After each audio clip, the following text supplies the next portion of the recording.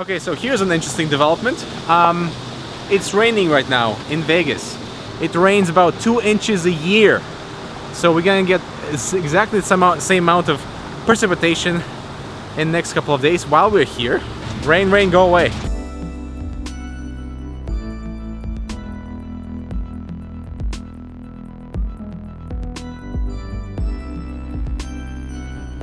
We're the guys from Steelseries. Hello. Hi, how are you guys? Excellent. Alright guys, so we're finally here at Steelseries. Let's go check out some other cool stuff over here. So if you look, we have this nice big sign and a really exciting new mouse that they're launching, the Steelseries Rival 600. So I've actually had it for a couple of weeks and I can say that it is pretty fine mouse. So the cool thing about this one is it's integrating a new sensor that's sole purpose is to detect the lift-off distance. And that means that you can fine-tune it to a point where if you're not exactly happy with, if you move your mouse a little bit too much high up and it, changes the cursor movement when you place it back down, this will solve all your problems. And it's actually, it works really well.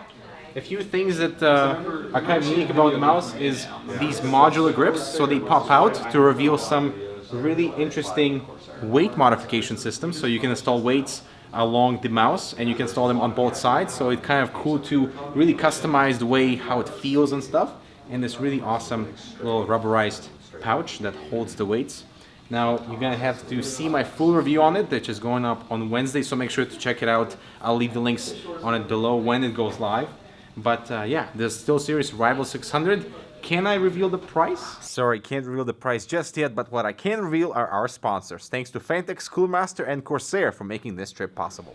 Okay, so now let's talk about the Steelseries VR Lab. We're showing off some of the concepts that you would normally not expect for a peripheral company to come out with, but it's actually pretty interesting. And so let's talk about this thing. So this is a concept, it's a prototype, but it's they're calling it the Steelseries Sentinel. And it's a motion sensor. Who knew that peripheral companies would come up with something like this? But they are placing it in their VR sort of sphere of products. But it's a motion sensor that will be able to communicate via this other Bluetooth hub.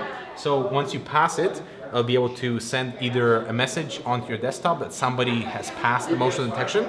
And that's actually pretty cool because with integration of launching specific apps, for example, that would be sweet where you pass by your office and certain apps pop up on your screen or the lights turn on. And we recommended some support with Google Home or the Nanoleaf stuff because Nanoleaf is supported via Steelseries engine, and that means that let's say you pass on the motion detection, detects that there's something there, and it turns the Nanoleaf a specific color, it turns them on or whatever. So customization options are pretty cool, and I'm really excited for this thing. And the actual finished product, or what they want the finished product to look like, looks like a little webcam thing that you can probably attach to something that will have battery life of like 3 to 4 months, and is Bluetooth oriented, and customization hopefully is on point. All right, so moving into their VR lab even further. So one of the things that Steelseries is trying to do right now is bring the keyboard into your virtual environment, something that hasn't been done really. With the mouse, it's not really an issue because you just have it with one hand and you know exactly where it goes. But with the keyboard, it would be cool to have like one-to-one render and actually seeing your hands or some modeling so you can interact with the keyboard in virtual reality. And you don't want to be, put out of that virtual reality by seeing like a really crappy image out of the webcam. But what Steelseries are doing, they're actually integrating the webcam into detecting where your hands are and basically canceling out anything other than your hands, and therefore they can model the keyboard in 3D space using this guy, the Vive 3D tracker, which was placed beside the keyboard. And then they can use the webcam to actually detect your hands, and you can see where your hands are in virtual reality, where the keyboard is actually, so you get that really good sense of scale, and you can interact with the keyboard in virtual reality just like you would in real life. And the second thing they're also showing out here, it's also relatable to the keyboard because they obviously want the keyboard to be placed in virtual reality, is this little camera. So this camera detects where your hands are below the keyboard, and it models your hands in virtual reality with these like stick fingers and stick hands, so you can basically maneuver your hands around. And because of this camera placement, it knows where your fingers are, it knows where the keyboard is, and it also gives you a really good representation on having that sort of interaction of keyboard and mouse and physically seeing your hands that are modeled after these like stick figures.